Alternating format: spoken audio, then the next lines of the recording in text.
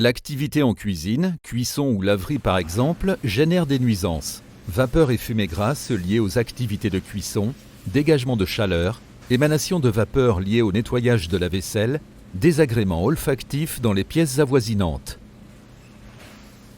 Face à ces nuisances et pour limiter les risques sur les personnes, fatigue, nausées, maux de tête entre autres, il est nécessaire de prendre les mesures suivantes. La mise en place d'une hotte à extraction simple permet d'assurer le captage et la filtration de l'air vicié. Elle fonctionne par dépression avec un ventilateur aspirant de l'air au-dessus des blocs de cuisson. Tout l'air extrait par la hotte doit donc être compensé par un diffuseur d'air neuf dans le local.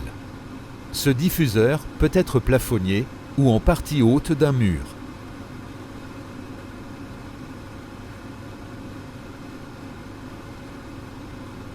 Plus efficace et performant, le principe de l'induction consiste à introduire de l'air à haute vitesse dans le nez de la hotte pour générer un rideau d'air, ce qui provoque deux phénomènes.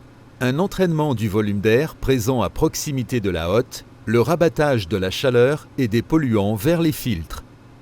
Ce système permet de réduire les débits d'extraction de 10 à 40% suivant le process par rapport à une hotte simple flux. Sur ce type de hotte, l'apport d'air neuf général est obtenu au travers d'une tôle perforée sur la façade avant. Pour l'apport d'air de compensation sur une hotte à induction, une autre solution consiste à mettre en place des diffuseurs classiques en plafond.